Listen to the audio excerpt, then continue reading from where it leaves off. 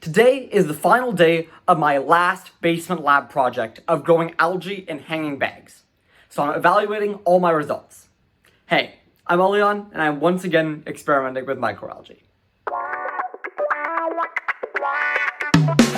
For the past 4 months, I've been learning how to mass cultivate algae in my basement. And it's been a pretty big success. I've successfully grown algae in hanging bag photobioreactors, used them to treat my own urine for nitrates and phosphates, and process all of that into a low-cost fertilizer. So today, I want to go over all the results of this experiment, all the fertilizer I produced, all the carbon I absorbed, all the water that I treated, and talk a little bit about what this means for low-cost algae cultivation in the future. Now, if you know me, you know I love to go straight to the numbers. So let's do exactly that. These are the results from all 5 of my experiment trials. The first one was one with no urine, just a regular algae medium. Then the next 3 were 10 liters of algae total with a urine medium, and the last one was doubling that up to 20 liters. And as you can see, I got progressively greater yields of fertilizer over time, except for the last run, which I think didn't grow as well, perhaps because of the larger bag size and poor mixing, but overall, the experiment turned out quite well. And in total, I managed to make 41.07 grams of fertilizer altogether. I've talked about this in my previous videos, but one thing that's really incredible about algae is that they are carbon capturing machines. For every gram of fertilizer that I produced, the algae captured 1.8 grams of carbon dioxide. So multiplying my total value by 1.8, that meant that I captured 73.93 grams of carbon dioxide from the air. And in this process, I treated about 50 liters of greywater from my home. Greywater is a general catch-all term for anything that isn't either white water or black water. White water being regular water that you can drink and use, and black water meaning water that is way too contaminated for anything. Greywater is everything in the middle. It's stuff that's in your dishwasher, your laundry after you're done, even the runoff from your shower, and most importantly, your urine. Your urine still contains a lot of important nutrients, like nitrates and phosphates, which we don't consume, but algae love. So I was able to use my algae to treat my urine for nitrates and phosphates, which was especially useful because it meant that I could theoretically recycle my urine into a fertilizer. And I'm glad to say that that worked out quite well. One thing I noticed over the course of this experiment was that the urine started off with this kind of ammonia-rich smell. Not a great smell, if I'm being honest. But over time, as the algae worked through it, it actually disappeared. That smell completely left the urine, and by the end it kind of just smelled a little bit like, well, algae. And no ammonia smell, which meant that the algae managed to first convert all the ammonia to nitrate and then absorb all the nitrate for their own functions, meaning that they successfully treated the water. Now, 41 grams divided by 50 liters comes out to about 0.8 grams of biomass, algae biomass, per liter of algae cultivated, which is a decent growth rate.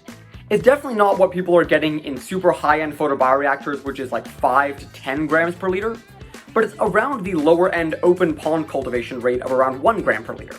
So actually, I'm somewhat surprised with this, because I was expecting the urine medium and the fact that I was doing this in my bedroom to decrease the rate, but actually 0.8 grams per liter is close to what is happening in open ponds for commodity algae production right now, which is actually really cool.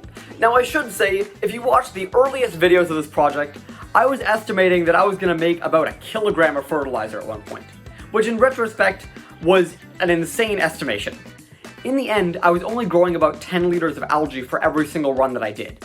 And that was not going to be enough to run 1 kilogram of fertilizer really at any point in this whole project. To do that, I would have had to scale by at least an order of magnitude. And that just wasn't possible at the scale of my basement lab. But what I did find really interesting about this project is that it did demonstrate how it might be possible to have low-cost algae cultivation sometime in the future, and maybe not in too far of the future. I did some calculations on the overall cost of my cultivation system, and it was pretty interesting. Because of the systems that I used, hanging bag photobioreactors, aquarium bubblers, and just using sunlight, as well as a urine medium, my costs were actually incredibly low. Some of the biggest costs when it comes to algae production are light, air, and nutrients. Now, the light was easily taken care of by the sunlight availability. No LEDs required, which means no additional expenses either for the LED cost or for the electricity.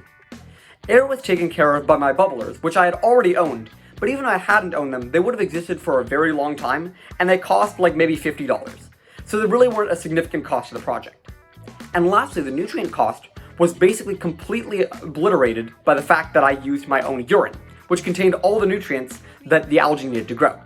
So altogether, those three big costs were virtually eliminated from the whole process.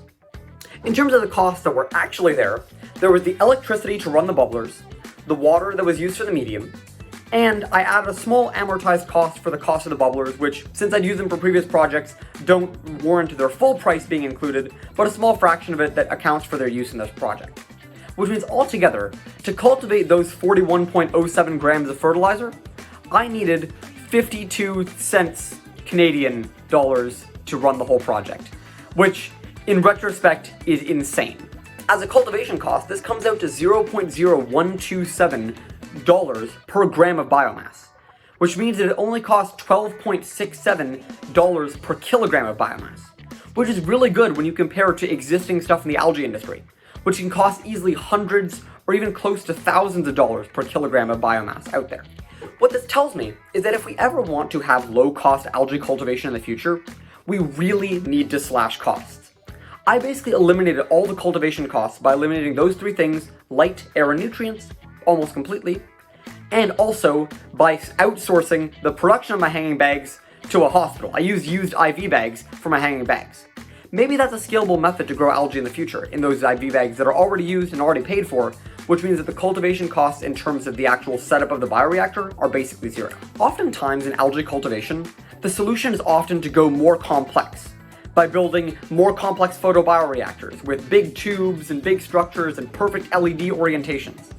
But perhaps what we need to actually grow algae in a consistent, sustainable way is to cut costs as much as possible and go as simple as possible. My hanging bags were literally just plastic IV bags. They weren't anything special, but they were able to cut the cultivation costs a lot lower than anything that we have with commercial photobioreactors right now. So if there are any algae producers out there watching these videos, I'd love to know what you think about going simple instead of complex when it comes to growing algae at a commercial scale. Now sadly, this is the last experiment that I'm going to be running in my basement lab, because I'm heading off to university in less than 2 weeks. And well, setting up a lab in my dorm room might be against their rules.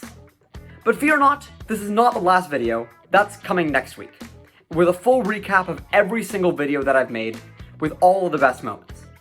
So if you want to see that, make sure to subscribe on YouTube, follow on LinkedIn, and as always, I'll see you in the next one.